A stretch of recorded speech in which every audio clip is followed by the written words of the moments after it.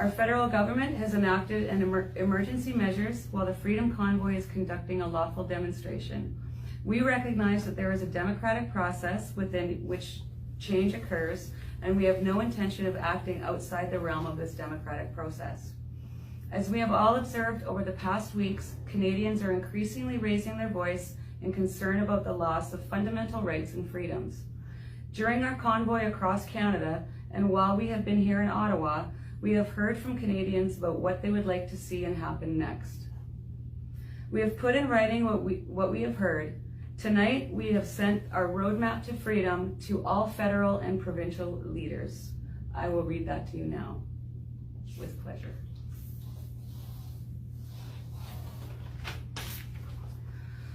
We begun our Freedom Convoy with a clear destination, restoring freedom for our families, our neighbors, and our country. We rolled into Ottawa 19 days ago, taking a stand for our future. We have given hope and power to freedom-loving Canadians and beyond. People from around the world are now standing with us, and they want their freedoms back.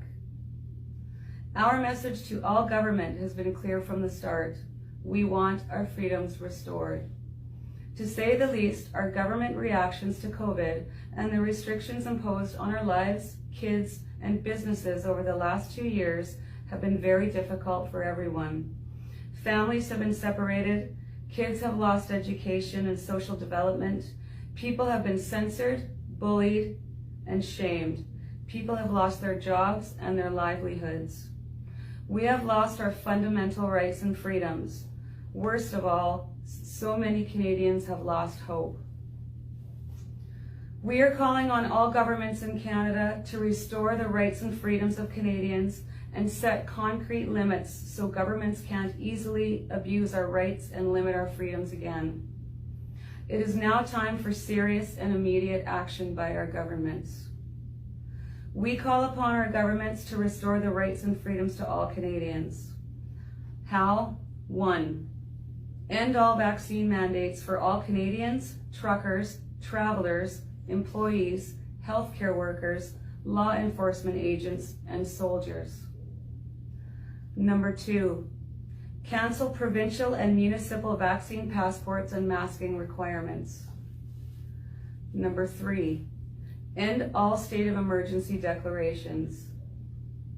4, allow those who have lost their jobs to go back to work. 5, grant access to parents that lost access to their kids. Be reunited. 6, financial protection for all small businesses harmed by COVID restrictions. And 7, respect freedom of choice and not discriminate. We call upon our governments to ensure we don't make this mistake again by doing the following. 1, Supreme Court of Canada review of government actions. We need to know whether our rights under the Charter mean anything. We call upon the federal government to initiate a constitutional reference question to the Supreme Court of Canada about the constitutional validity of the COVID laws and restrictions. 2, public inquiry of government's response to COVID. As a matter of national importance, we call upon the federal government to appoint a fully independent and impartial public inquiry on the government's handling of COVID responses.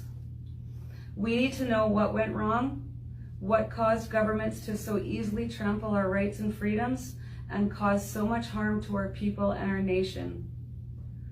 For the inquiry to be effective, the following conditions must be considered.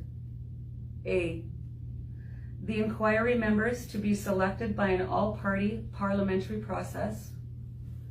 B, it must contain a thorough examination of the science, policy responses, and the consequences. C, it must be commenced by March 20th, 2022. And D, it must be public and live streamed. It is time to heal the divisions that have been created in our families, in our communities, and in our country. This has gone on far too long. We are calling upon all levels of government to do the right thing